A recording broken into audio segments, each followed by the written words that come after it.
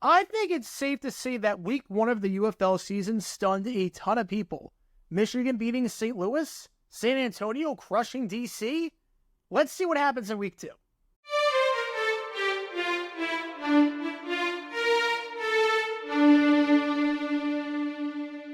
Welcome everybody to JG9 News. We talk all things NFL all the time. I'm Jared Garrett and I represent the 904 from the 602. And today we are talking about week 2 of the United Football League season. We have the lines in, we have some bets to make, and we have some picks to do with the 4 games taking place this weekend. We're going to go in chronological order, starting with the early game, the San Antonio Brahmas taking on the Memphis Showboats. The Brahmas 2.5-point favorites.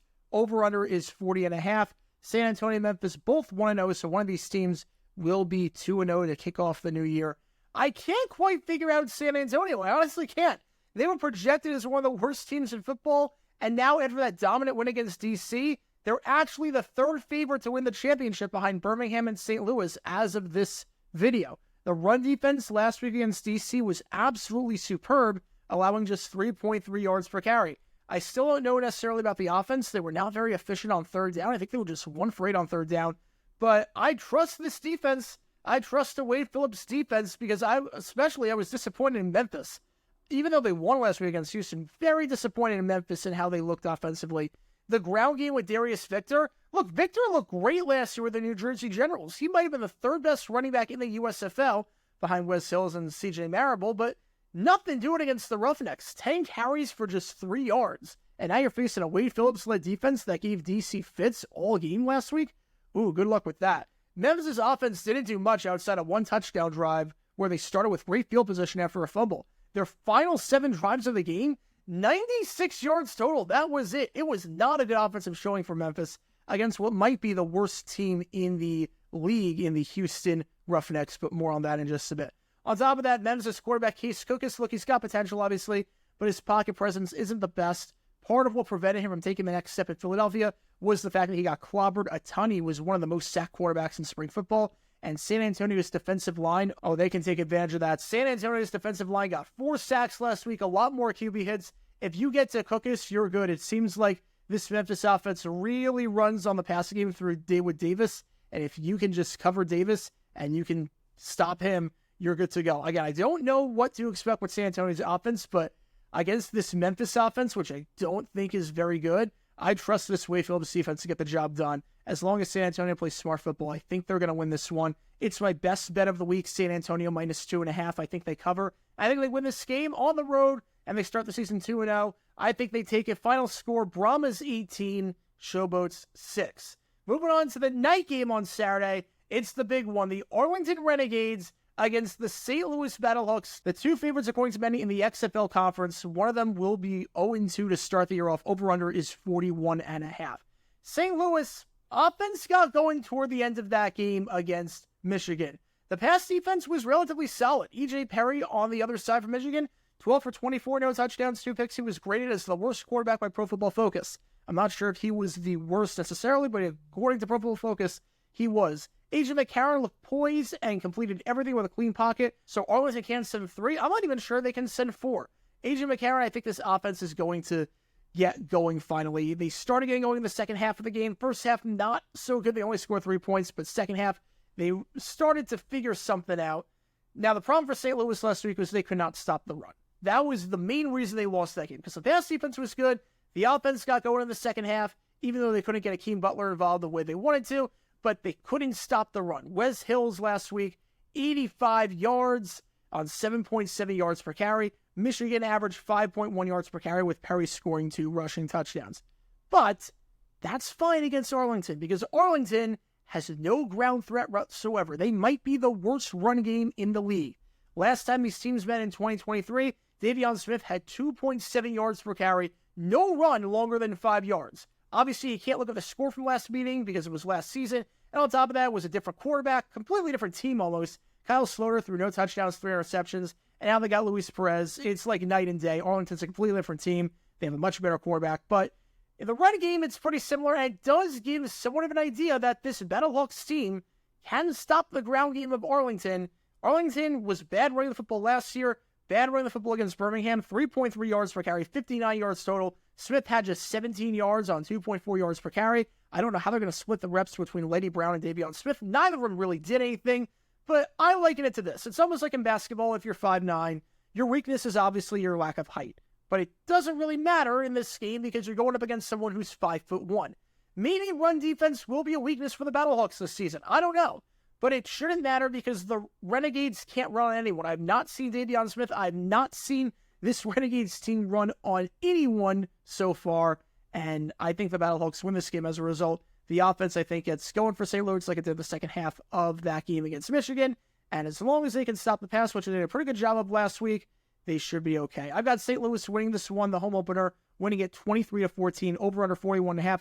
I'm taking the under. I'm taking the under on all these games just as a fair warning, simply because usually spring football, it starts off pretty low scoring, and then you see the offenses get going as the season progresses. Last week, all 4 unders hit, so until proven otherwise, I'm just going to take the under. So I've got 37 points in this one, but I do think St. Louis wins this one by 1 score, taking it by 9. On to Sunday, we got the Birmingham Stallions against the Michigan Panthers, 2 teams that are 1-0 in the USFL conference. This is for first place in the conference. Now, for Birmingham, Matt Corral looked absolutely phenomenal last week against Arlington as the game progressed. Bit of a slow start, but that touchdown to Dylan came with 3 seconds left. Absolute dime at the end of the first half. Really put the wheels in motion. And outside of A.J. McCarron, he probably looked like the best quarterback in week 1. And he's only going to get better as the season goes on. Remember, that was Matt Corral's first pro game ever. His first competitive game since the Sugar Bowl with Ole Miss. He was a former third-round pick for a reason. He's got the most upside of any quarterback in this league, and you saw that on display in that game against Arlington. The offensive line held up very well with Corral last week. They allowed just 1 sack. The Michigan defensive line, yes, they got to McCarron 3 times last week, but every time they rushed 3 or 4, it didn't seem to work. We saw that. There was a 3rd and 8 that McCarron completed with ease. There was that 4th down, that 4th and long with 2 minutes left that McCarron completed with ease. Birmingham has a good offensive line. Michigan, I'm not sold on their defensive line just yet in terms of being able to send pressure with 3 or 4, especially against a team like Birmingham. Birmingham was super comfortable last week. They did not go 3 and out. They scored a touchdown on 3 of their final 5 drives. One of those drives where they didn't score was a missed kick after going 76 yards down the field and churning over 8 minutes off the clock. You got C.J. Marable, one of the best running backs in the league. You got the play of Corral. They were 8 for 12 on 3rd down. They stayed ahead of schedule. If they can do that, they'll be good. Skip Holtz does a very good job with this Birmingham team. And on top of that, I'm not sold on E.J. Perry just yet. I mentioned it earlier, but especially against this Birmingham defense that held Arlington to just 66 yards of offense before the final drive in the second half, where it was just prevent defense and passes to Sal Cannella. This Birmingham defense can play. And E.J. Perry, if they can contain him and keep him inside the pocket, not let him get going with his legs, I think Birmingham wins this one. Wes Hills, again, might be the best running back in the UFL, but the Stallions usually do a pretty good job containing him. He played with the Breakers last season, 30 yards in the playoff game last year. That was it. 77 yards on 3.8 yards per carry in their most recent regular season matchup.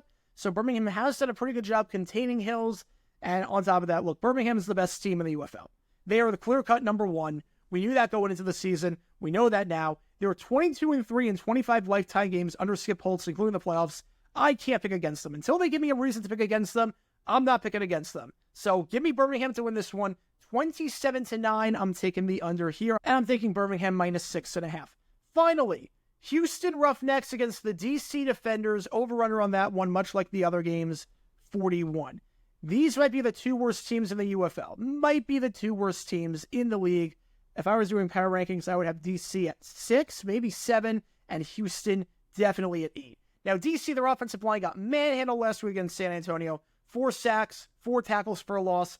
Obviously, there are concerns for DC about their running game because they lost Abram Smith, who might have been the only really good running back in the XFL last season. He tore his ACL. He's not there. And now they have a really bad running game. They had just 43 rushing yards on 3.3 yards per carry last week against San Antonio. Red zone inefficiencies, they were 0 for 3. There was that controversial sequence in the 4th quarter where Kiki QT scored that touchdown, but there was a super challenge, negated for a false start, and then there was the whole spitting thing. That offensive lineman got released, and then an interception was thrown. Moving the ball down the field, though, was not an issue. So it's not like Houston, it's not like Memphis where they couldn't move the ball down the field. DC could move the ball down the field. They gained 28 yards per drive. They had some nice drives. They just need to execute better and not be as sloppy. They committed 9 penalties, and I have a feeling they can clean that up. Again, early on in the season, there is some sloppiness. They can clean that up. On top of that, Houston, I don't know what they're going to look like defensively. Reuben Foster was great last week. Even in the loss, he looked like the best defensive player on the field for any team in Week 6, the former first-round pick. He had 6 tackles, 1 interception, 1 fumble recovery, but he did get hurt toward the end of that game. So I don't know how good he'll be. I don't know what his status is going to be for this game. And Houston did look abysmal on offense. Jarek Guarantano, we saw him in Tennessee. He's not a very good quarterback. 5 drives ended in 3 and out or fewer plays. 19 yards per drive, that was it, the fewest to Week 1. They turned it over quite a few times. 2 minutes, 16 seconds average time of possession. That was abysmal, and they got nothing going on the ground. The running backs had just 20 rushing yards on 9 carries, barely over 2 yards a carry. Again, this DC team, I think it was a bit of a fluke what happened last week. The Brahmas are a pretty good team, defensively at least. They're going to be solid. They're going to be a tough out, but I think to some extent it was a bit of a fluke what happened with DC. They move the ball well down the field. They just have to finish and clean it up a bit. I think against this Roughnecks team, which I think is the worst team in the UFL, I think they have a very good chance to do that. As long as the defenders can contain Guarantano, not get him outside the pocket, they should be okay. I think DC bounces back in this one. And I have them winning their home opener at Audi Field, 23-12. I've got DC -5, and I've got the under here. So, again, for my picks, I've got San Antonio -2.5 over Memphis with the under hitting. I've got St. Louis -5 with the under hitting. I got Birmingham -6.5 with the under hitting. And I've also got DC -5 with the under hitting. So I'm taking all the favorites. I'm taking all of them. And I'm taking all of them with the spread. But we'll see what happens in Week 2. Again, Week 1 was a very, very interesting week. A lot of upsets that not a lot of people saw coming. San Antonio beating DC. I'm not sure how many people had that one. And especially Michigan and St. Louis. Michigan was like +250 to win that game. St. Louis was -310. And that was a monumental upset. So we'll see what happens here. But again, I've got DC. I got Birmingham. I got St. Louis. And I got San Antonio in the games between those teams behind me right here. And again, we're going to be doing all the games on my main channel, Jaguar and I. We're going to be doing live commentary on the games except for Arlington, St. Louis, because that's the same time as the Final Four, and I will probably be at the Final Four. But we are going to do all the other games, so be sure to tune into Jaguar 9 as the games take place for my live play-by-play color commentary, and watch me interact in the chat and call the games, and we'll have a really, really good time. But that's going to do it for this episode of JG9 News. Be sure to like and subscribe. Helps the channel out a lot. And who do you have winning these games? Let me know in the comments down below. Do you like these picks? Do you not like these picks? Who do you have winning these games? Until next time, Jaguar 9 signing off, and as always, go Jags.